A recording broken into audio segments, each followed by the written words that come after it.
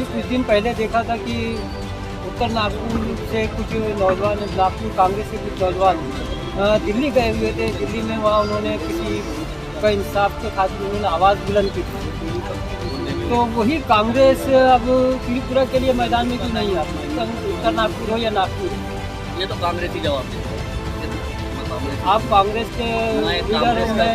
जहाँ तक मेरे कानों में आवाज़ गूंजती है कि आपको कुछ पद मिलने वाला है कांग्रेस से। आप मुझे बता दीजिए कि मेरे पास कोई पद हो या मैं कांग्रेस ही हूँ।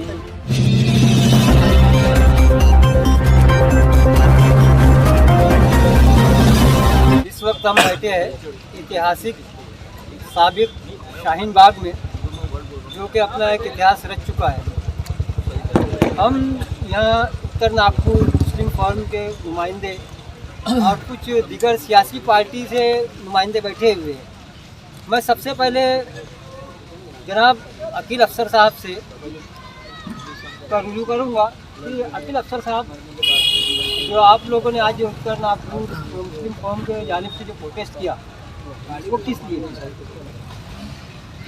आप लोग प्रोग्राम में मौजूद थे और आप लोग बखूबी जानते हैं हमने क्यों किया। हमने किया त्रिपुरा के अंदर जो हिंसक प्रदर्शन चालू है और महफूज नामों से रसलत के नाम और स्टेज से इतनी बातें हुई, आप लोग मौजूद थे। मेरे को नहीं लगता कि उसके ऊपर आप और ज़्यादा तफसील की ज़रूरत है। हमने देखा कि आपका ताल्लुक शायद कांग्रेस पार्टी से भी है और दीगर इसमें भी आप रहते हैं।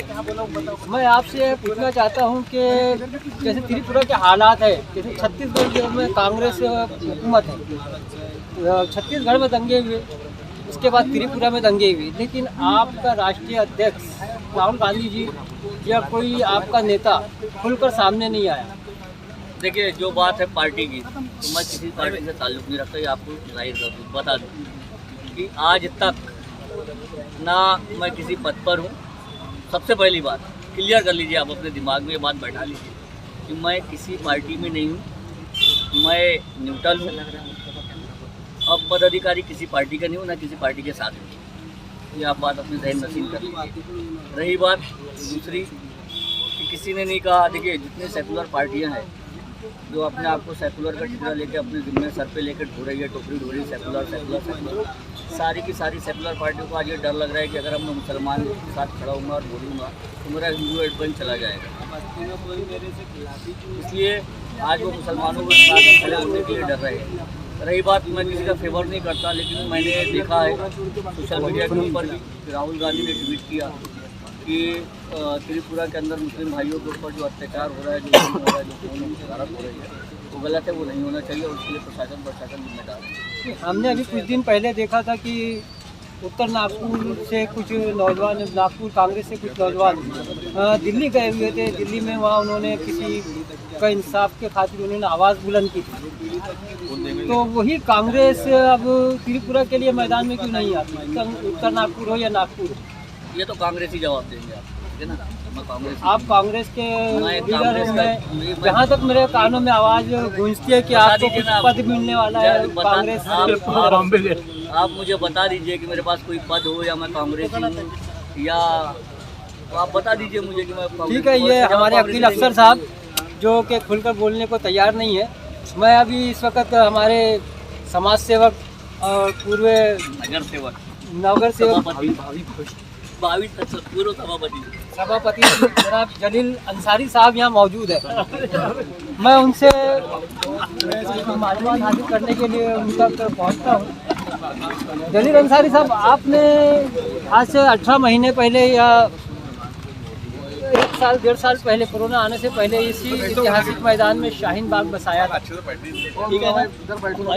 तो आप सबको पता है कि आपने वो देश के 3 काले कानून के खिलाफ बसाया था। लेकिन इस वक्त जो त्रिपुरा में हो रहा है, जो छत्तीसगढ़ में हो रहा है, उसके खिलाफ आपने आवाज़ नहीं उठाई अभी तक।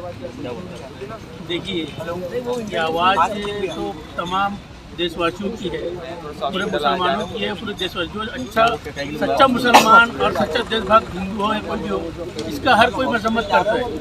ये कुछ आरएसएस जैसे लोग हैं, आरएसएस और बजरंग दल जैसे जो देश को तोड़ना चाहते हैं, जिन्होंने आज़ादी के पहले भी तोड़ा है और आज़ादी के बाद भी तोड़ रहे हैं, और ये देश की एकता और अखंडता के लिए बहुत खराब बात है। और देश के अंदर जहाँ तक के मस्जिद मदरसा और जो उन्होंने जो इस तरह का आरएसएस जो एक दंगा फैला रही है और हर चीज़ को पाकिस्तान का नाम लेकर और मुसलमानों पर जुल्म कर रही है, ये गलत है। इसकी मैं मजम्मत करता हूँ और सख्त लहजे में बोलता हूँ कि ऐसे लोगों को फांसी पे चढ़ाना चाहिए। आपका ताल्लुक पिछले दिनों चंद साल पहले जब आप नगर से आपके मोहतरमा चुनकर आई थी, तो आपका ताल्लुक मुस्लिम लीग से था। फिर आपने इसके बाद कांग्रेस से इलेक्शन लड़ा। अभी हम जानना चाहते हैं कि आप इस वक्त कौन सी पार्टी में और कौन सी पार्टी को आप सपोर्ट करते हैं? देखिए, मैं अभी तो एक न्यूट्रल हूँ और मैं ये चाहता हूँ कि अगर मेरी ज़रूरत अगर हमारे कौम के फायदे के लिए जिस पार्टी से पड़ी जो सेकुलर पार्टी रहे, मैं उसके साथ इलेक्शन लड़ूंगा और अपने कौम को फायदा क्या मुस्लिम लीग सेकुलर नहीं? मैं बोला ना कि मैं तो हर मुस्लिम लीग सेकुलर की है, लेकिन एक पार्टी रहती है। लेकिन अगर पार्टी के चलाने वाला अगर गलत आदमी तो जो गलत आदमी है, तो मैं गलत आदमी के साथ नहीं रहता, क्योंकि मैं हर अच्छे आदमी के साथ रहता हूँ और गलत आदमी को उसके मुंह पे बोल के ठोकर मार के उसकी फोड़ देता हूँ। त्रिपुरा में जो हुआ, क्या उसके लिए आप त्रिपुरा जाएंगे?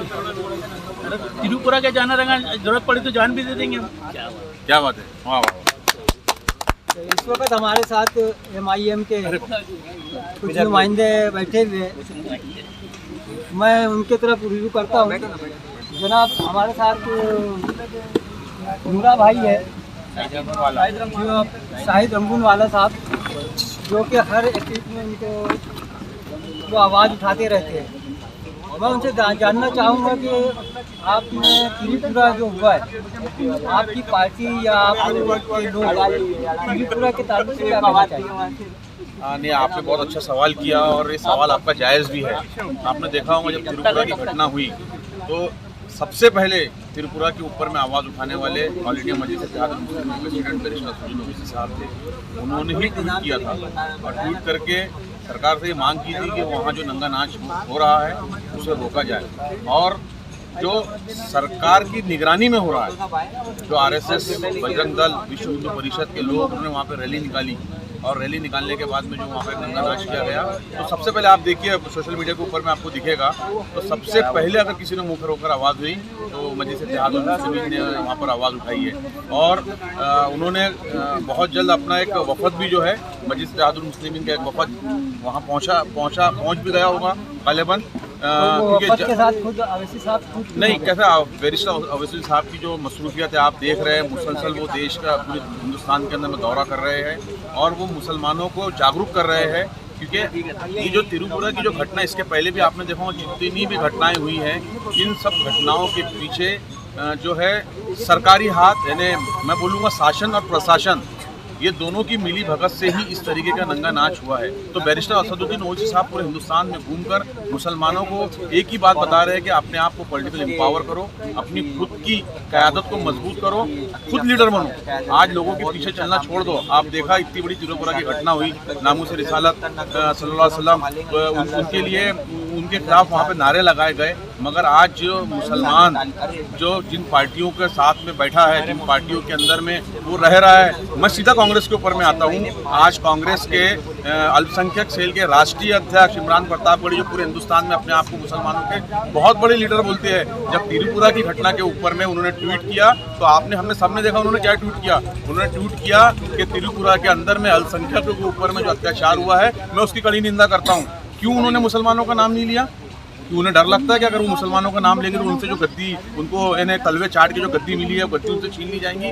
तो बैरिस्टर असदुद्दीन ओवैसी साहब यही कह रहे हैं जा जाके कि भाई आप अपने आप को एम्पावर करो और एक खुली आवाज़ बनो, मजबूत आवाज़ बनो, लोगों को तलवे मत चाटो। यहाँ मैं आपसे एक सवाल और पूछना चाहूँगा। पिछले दिनों में छत्तीसगढ़ में एक घटना हुई थी, फसाद हुआ था, जिसमें हमने देखा था पुलिस वालों के हाथ में पत्थर थे। लेकिन उस छत्तीसगढ़ की जो घटना हुई और त्रिपुरा की जो घटना हुई, त्रिपुरा की जो घटना हुई, उसमें क्या अंतर है? वहाँ छत्तीसगढ़ के लिए आप लोगों ने आवाज़ नहीं उठाया।